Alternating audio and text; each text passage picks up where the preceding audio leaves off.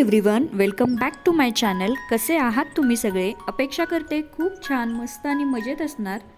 आजची सकाळ थोडीशी वेगळी होती, कारण घरामध्ये चुकून एक चिमणी आली होती. सकाळी सगळीकडे शांत होतं, सगळं बंद पण होतं आणि मी किचनमध्ये आले आणि बघते तर चिमणी आत आली होती. बहुतेक ती एक्झॉस्ट फॅनच्या इथून आली असावी. ती खूप वेळ घरात होती, घुटमळत होती. मी सगळ्या दारं खिडक्या सगळं उघडं ठेवलं होतं, तिला बाहेर जाण्याचा रस्ता मिळावा म्हणून. पण गंमत म्हणजे तिला ते कळतच नव्हतं की कसं बाहेर जायचं. खिडकीजवळ बसायची आणि परत फॅनजवळ यायची. खूप प्रयत्न चालले होते तिचे, खूप घाबरलेली पण होती. कधीकधी आपल्याही आयुष्यात असं होतं ना, की रस्ता समोर असतो, आपण अशा सिच्युएशनमध्ये अडकलेलो असतो की आपल्याला रस्ता समोर असूनसुद्धा तो कळत नसतो की त्या रस्त्यानं आपल्याला जायचं आहे. कारण आपण आपल्या मनात इतके विचार असतात आणि त्या विचारांनी आपण गोंधळून गेलेलो असतो, त्यामुळेच बाहेर पडायला वेळ लागतो. खूप प्रयत्नानंतर शेवटी ती चिमणी बाहेर गेली आणि मग मनात कुठेतरी हलकं वाटलं. ती चिमणी परत बाहेर जाऊन आमच्या कंपाऊंडवर बसली होती. तिथं मी एका भांड्यामध्ये पाणी मी कायम ठेवलेलं असतं पक्ष्यांसाठी आणि थोडेसे तांदळाचे दाणेसुद्धा मी तिथं ठेवलेले असतात. बराच वेळ तिथं ती होती, जवळजवळ अर्धा तास ती तिथं होती आणि परत मग ती गेली. ती चिमणी बाहेर गेल्यानंतर मी थोडा स्वतःसाठी वेळ काढला. घरकाम, जबाबदाऱ्या यामध्ये आपण स्वतःला विसरून जात असतो. पण 5-10 मिनटं का होईना पण आपण स्वतःसाठी देणं खूप गरजेचं असतं. त्यामुळं मी थोडा वेळ माझं स्किन केअर केलं, मस्त असा पॅक तयार केला आणि ह्याचा डिटेल व्हिडिओ मी अपलोड केलेला आहे. तो बघितला नसाल तर मी शेवटी एंड स्क्रीनला तो व्हिडिओ लावते. ह्या व्हिडिओनंतर तुम्ही तो व्हिडिओ बघू शकता. त्यामध्ये मी मस्त असं व्हिटॅमिन सी सिरम पण कसं बनवायचं ते दाखवलेलं आहे. थंडीसाठी खूप खूप उपयोगी आहे, त्यामुळे तुम्ही तोही व्हिडिओ नक्की बघा. मस्त असं स्किन केअर केलं आणि जेव्हा आपण स्किन केअर करतो ना, त्यावेळेला आपल्यालाच एक वेगळाच आपल्यामध्ये कॉन्फिडन्स जाणवतो. आपण जेव्हा आरशामध्ये बघतो त्यावेळेला स्वतःलाच खूप छान वाटत असतं. चला, माझा पॅक लावून झाले, रिझल्ट खूप छान आहे. नक्की एकदा वापरून बघा आणि चला आता पुढच्या कामाला लागूया. मस्त असं स्किन केअर केलं आणि नंतर आठवलं आज मुलींसाठी त्यांच्या आवडीची मस्त अशी भडंग बनवायची आहे. स्वयंपाकघरात गेल्यावर एक वेगळीच एनर्जी येत असते आणि असं काय आवडीचं करायचं म्हणलं की प्रांजलची लुडबुडी असतेच स्वयंपाकघरात. मला करायचं आहे, मला करायचं आहे असं. मग ती मला लसूण चेचून देत होती.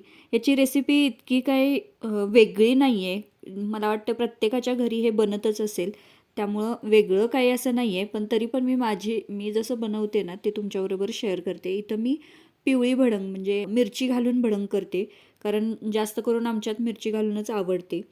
त्यामुळं आता मी तीच बनवते. सगळी तयारी करून घेतली पहिला. भडंग म्हणजे फक्त खाणं नाही आहे, ती एक आठवण आहे. शाळेतून आल्यावरचा स्नॅक आणि मुलींचा आनंद. मला आठवते आमच्या लहानपणी पण भडंग करून ठेवलेली असायची. त्यावेळेला इतर काही खाणं बाहेरचं नसायचं, म्हणजे पॅकेट फूड जसं की आता कुरकुरे, वेफर्स हे सगळं मिळतं, तसं त्यावेळेला एवढं जास्त नव्हतं. त्यामुळं भडंग आवर्जून सगळ्यांच्या घरी असायची.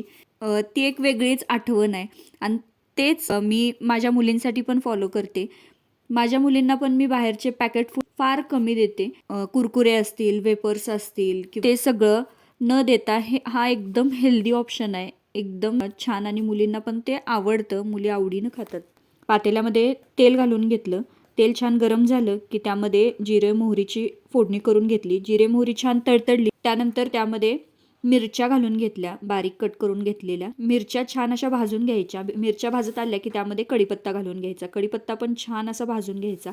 सगळं असं कुरकुरीत भाजायचं, जेणेकरून त्याच्यात मॉइश्चर नाही राहिलं पाहिजे. या पद्धतीनं सगळं छान भाजून घ्यायचं आणि त्यानंतर त्यामध्ये ठेचलेला लसूण घालून घ्यायचा, जे की मला प्रांजलने चेचून दिलेला आहे, तोच मी यामध्ये घातलेला आहे. त्यानंतर यामध्ये शेंगदाणे घालून घेतले. शेंगदाणे भाजलेले होते त्यामुळे मी यामध्ये घातलेले आहेत. जर कच्चे शेंगदाणे असतील तर ते पहिला तळून घ्यायचे आणि परत यामध्ये मिक्स करायचे.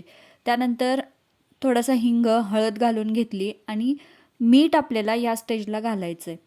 मीठ जर आपण परत वरनं घालूया असं म्हणलं तर ते व्यवस्थित सगळीकडे लागत नाही. ते मीठ तळायला जाऊन बसतं, त्यामुळं त्याची टेस्ट येत नाही.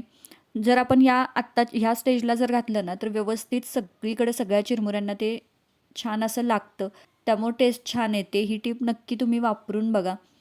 मस्त असं थोडं थोडं चिरमुरे घेऊन हे सगळा मसाला यामध्ये मिक्स करून घ्यायचा. आणि आता बघा सगळे चिरमुरे मी घातलेले आहेत आणि छान असं मिक्स करून घेते. मस्त आपली कुरकुरीत भडंग तयार झालेली आहे. मसाले योग्य प्रमाणात आणि थोडीशी प्रेमाची चिमूट यामुळे त्या पदार्थाची चव अजूनच वाढत असते. शाळेत ना आल्यावर मुलींना काही ना काही लागत असते, भूक लागलेली असते, त्यामुळे मग असं काहीतरी बनवून ठेवलं की इन्स्टंट आपल्याला पटकन देता येतं. मग भडंग, शेंगदाण्याचे लाडू असतील तर मी बनवून ठेवत असते. मस्त आपली भडंग आता बनवून झालेली आहे. आता मुलींना देते. ती सोपी पटकन होते. बाकीचं काय खाण्यापेक्षा हे एकदम छान हेल्दी ऑप्शन आहे. आज मुलींच्या शाळेमध्ये ॲन्युअल फंक्शन होतं त्यांचं, त्यामुळं सकाळपासूनच थोडी तयारी, थोडा उत्साह आणि थोडी धावपळ चालूच होती. पण अशा दिवसांची मजा पण काही वेगळीच असते. मुलींच्या चेहऱ्यावरचा आनंद, त्यांचा उत्साह सगळा थकवा घालवत असतो. आम्ही मस्त असं तयार झालो आणि स्कूलला जाण्यासाठी निघालो. कृतिकाचं छान आवरूनच जायचं होतं. तिचं आवरलं आणि प्रांजलीने युनिफॉर्मच घातला होता, कारण तिला अँकरिंग होतं. त्यामुळे तिची स्क्रिप्ट राहिलेली म्हणून परत ती आणायला गेलेली. आम्ही तिघी छान तयार होऊन स्कूलला जायसाठी निघालो. तिथं पोहोचलो आणि कृतिकाचं थोडंफार आवरायचं ते आवरून घेतलं आणि मग तिला टीचरांच्याकडे सोडलं. तुझ्या फ्रेंड्स खूप आहेत बघ.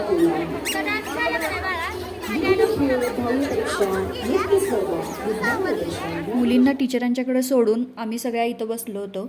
सगळे पॅरेंट्स इथं बसलो होतो डान्स बघण्यासाठी. पहिलाच डान्स होता यांचा.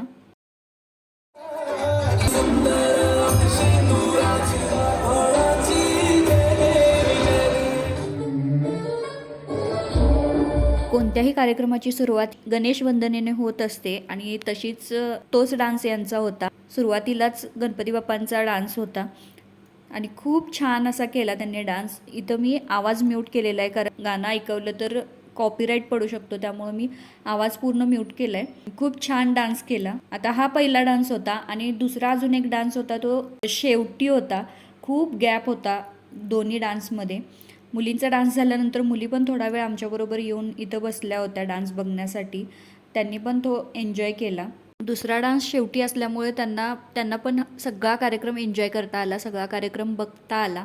आणि प्रत्येक आईवडिलांना, प्रत्येक पालकांना आपल्या मुलांचं कौतुक हे असतंच. मग ते मूल स्टेजवर जाऊन फक्त उभं राहून का येईना, पण स्टेजवर गेलेल्याचं कौतुक आईवडिलांना खूप असतं. मधल्या वेळेत प्रांजलचं अँकरिंग होतं आणि प्रांजलला बघून इतकं छान वाटत होतं, कारण मागच्या वर्षी असंच 2 मुली होत्या आणि त्यांनी खूप छान अँकरिंग केलेलं. आणि त्यावेळेला आम्हाला कुठेतरी वाटलं होतं की आपल्या पण मुलींना ही संधी मिळावी, कारण स्कूलमध्ये सिलेक्टेड मुलींना घेत असतात त्यांचा कॉन्फिडन्स बघून. आणि ह्या वर्षी ती संधी प्रांजलला मिळाली, त्यामुळं इतकं छान वाटत होतं, इतकं ते कौतुक वाटत होतं बघून. आणि या दोघींनी पण खूप छान अँकरिंग केलं. त्यानंतर शेवटी कृतिकाचा डान्स होता.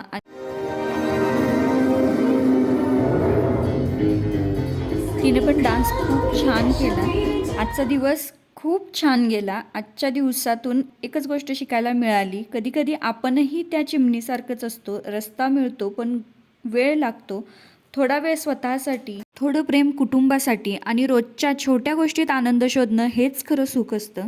ही क्लिप दुसऱ्या दिवशीची आहे. दुसऱ्या दिवशी प्रांजलचा ॲन्युअल कॉन्सर्ट होता आणि तिचंच आवरत होते.